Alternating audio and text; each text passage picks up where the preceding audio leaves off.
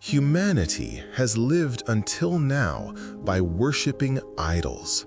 Idols of morality, idols of politics, and idols of philosophy. With this statement, Nietzsche raises his hammer before humanity's forbidden mirror. Idols are no longer stones prayed to in temples. They are concepts sanctified in books and minds. From the dawn of consciousness, humanity fashioned its gods out of fear, then worshipped them in order to forget that fear. Every idea elevated beyond doubt becomes a small god awaiting offerings of obedience. Morality, truth, reason, the nation, God, the people, equality, freedom. These are merely different names for the same ancient need, the need to kneel. Nietzsche does not merely demolish religion, he demolishes the mode of thinking that compels us to believe in something more than ourselves. The idols he speaks of are not silent stones, but living ideas that breathe within us. We repeat them daily when we say must, should, good, evil. These words are the modern idols. They shape our consciousness just as temples once shaped the consciousness of the ancients. The gods were exiled from the heavens only to return in the form of values and principles. And so we pray to virtue as our ancestors once prayed to the sun god. Humanity has never truly been liberated. It merely replaced the prayer rug with the desk, the gospel with the constitution, and the temple with the university.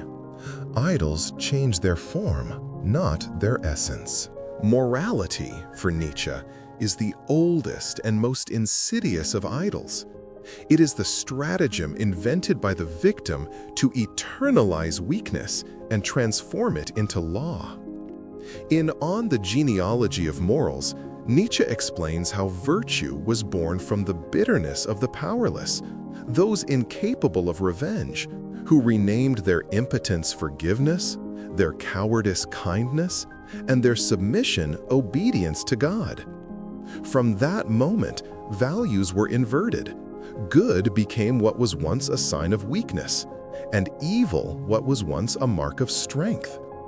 Morality is not a celestial scale, as children are taught, but a psychological apparatus devised by the masses to suffocate anyone who rises above them. Since Socrates, Western reason has worshipped morality as though it were a hidden god.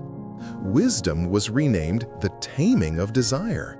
Desire was called a fall. Thinking against the collective was labeled madness. Thus, will was stripped from the human being and replaced with a craving for obedience. Conscience became an inner voice turned against the self. Morality ceased to be a shield for the weak and became a chain around the neck, leaving its bearer dead while imagining himself a saint. The hammer sees virtue not as light, but as a mask worn by cowardice when it speaks in God's name. Morality does not purify the human being. It prevents them from becoming fully human. Politics, as Nietzsche sees it, is the grandest stage for the worship of modern idols. After the old god died, humanity rushed to manufacture new gods from flesh and slogans. The nation, the people, the state, the homeland. These words are adorned with sanctity, yet they are nothing but collective idols that devour the individual in order to endure. In Beyond Good and Evil, Nietzsche writes that every state is a cold monster. It loves no one, but feeds on the loyalty of its citizens as temples feed on the prayers of believers. It is the earthly God no one dares to deny, for whoever doubts it is branded a traitor. In this world, the ruler no longer needs a crown. It suffices to speak in the name of the people to command the obedience of the herd. Slogans are the gospels of the new age, hung in public squares as symbols of salvation. while freedom is slaughtered daily in its own name. Whoever worships the nation differs little from whoever worships God. Both surrender their minds for a counterfeit meaning of life. Nietzsche sees the politician as the modern priest and the state as merely the continuation of the church by other means.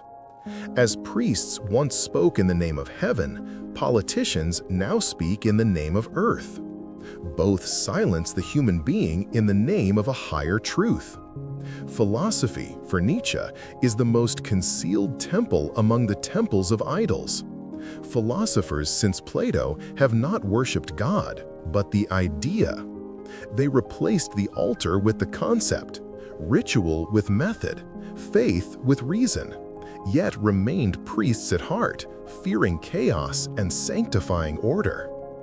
In Twilight of the Idols, Nietzsche mocks Plato for elevating the ideal world above the real one, housing truth in the heavens while humanity lives in the mud.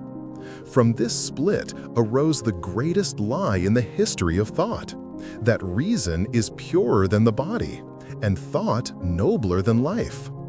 Then came Hegel, who transformed history into a god walking on two legs, turning the absolute spirit into a new idol, and reason into an infallible cosmic law.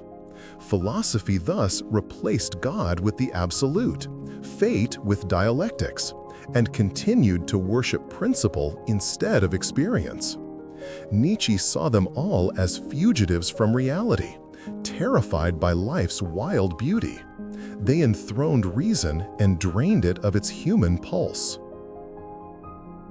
Nietzsche wrote against them all, to return philosophy to the earth, to the body, to sweat, blood, and instinct. Thought, when severed from the nerve, becomes a statue, and the philosopher who fears chaos becomes the idol himself. When Nietzsche proclaimed the death of God, he was not celebrating, but mourning. God does not die alone. With him die the meanings by which humanity lived. Yet humanity could not endure the void, and hurried to erect new temples upon the ruins of the old, this time in its own image. Thus was born the new religious idol, humanity itself, seated upon God's throne. No longer worshiping a creator above it, humanity worships its own reflection. Atheism for Nietzsche was not liberation from religion, but its continuation in another language, the worship of humanity instead of heaven. The priest was replaced by the scientist, the mass by the conference, revelation by the experimental method. But the spirit remained the same, submission to truth as authority. Modern reason is no less tyrannical than ancient faith, for it imposes the same certainty by different means. Religion did not die, it merely changed its voice. It now speaks in the name of logic, humanity, science, and the common good. Hence Nietzsche's bitter words. God is dead, but the stench of his corpse still fills the caves. Modern humanity lives among God's ruins, yet still longs to kneel, even before itself. The idol of truth is the most dangerous of all, because it hides within thought itself. Since Plato elevated truth to the rank of the absolute, Western reason has worshipped it as the believer worships God. Nietzsche overturns the table. Truth is not discovered, but created. It is a linguistic construction, will to power disguised as logic. In Beyond Good and Evil and The Will to Power, Nietzsche exposes this blind faith in certainty, arguing that humanity seeks truth not out of love, but out of intolerance for ambiguity. It craves order, even if false. Nietzsche does not call for lying, but for the courage to admit that truth itself is a form of power. Here he anticipates Foucault and Derrida, who revealed that knowledge is never innocent, but bound to domination. Truth does not liberate us. It defines us within systems that monitor and regulate what may be said. Every epistemic system is a concealed moral system. Behind every truth stands a will to power, seeking to impose. After God's death, humanity did not enter an age of freedom, but one of absolute narcissism. In The Gay Science and Thus Spoke Zarathustra, Nietzsche portrays modern humanity standing on the ruins of old meaning, proclaiming itself master of existence while collapsing inwardly. It inherited the throne, but not the wisdom. Humanity became a deficient God, creating without knowing why, controlling without knowing where. Thus, humanity itself became the supreme idol, invoked by philosophers, exploited by politicians, and celebrated by artists as the center of the universe, though it is merely a shadow seeking lost light. This self-worship manifests across modern art. In Michelangelo's creation of Adam, Nietzsche sees not divine generosity, but the transfer of fire from creator to creature, the birth of self-deification. In Baudelaire's Flowers of Evil, humanity contemplates itself as a fallen being that needs not redemption but aestheticization. Goya's Saturn devouring his son depicts modern humanity consuming its own creations. Art became a mirror of narcissistic consciousness. Self-worship is not self-love, but submission to one's image. Humanity moved from kneeling before temples to kneeling before mirrors. Truth shattered into subjective fragments. Each individual became a fragile god, sustained only by others' gazes. Hence Nietzsche's image of humanity as a rope stretched over an abyss. No longer seeking meaning, it seeks visibility. From Van Gogh's burning colors to Magritte's concealed faces, from Rilke's Duino elegies to Mahler's fading symphonies, art dissects the soul of a being enslaved by its own reflection. Beauty itself became an idol. After stone temples fell, image temples rose. Progress, the most dazzling idol, deceives most deeply.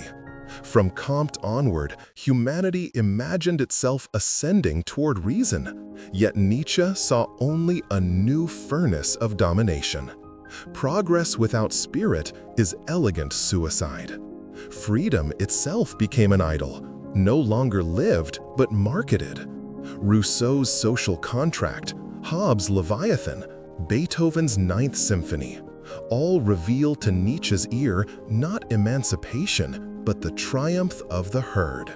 Modern humanity reached peak servitude when it believed itself free. Foucault exposed power as a network inhabiting bodies and minds. Lacan revealed the self as a linguistic mask. Deleuze exposed desire as a system of control. Bauman described a world where meaning liquefies. Everywhere, Nietzsche's prophecy echoes. Obedience no longer imposed, it is desired. Now all idols lie shattered. Humanity stands before a mirror, staring at a face it does not recognize. Civilization is a procession of masks, and thought a deeper flight into the same abyss. We live in an age where consciousness is a trap and knowledge a punishment. Thought no longer illuminates, it surveils. Reason, once hailed as salvation, becomes violence in the name of order. We do not offer purified truths. We open wounds so they may speak. For thought that does not bleed is propaganda, and philosophy that does not terrify is entertainment. Here, truth is not told, it burns. A tragedy where pain remains the last language not yet corrupted by rhetoric.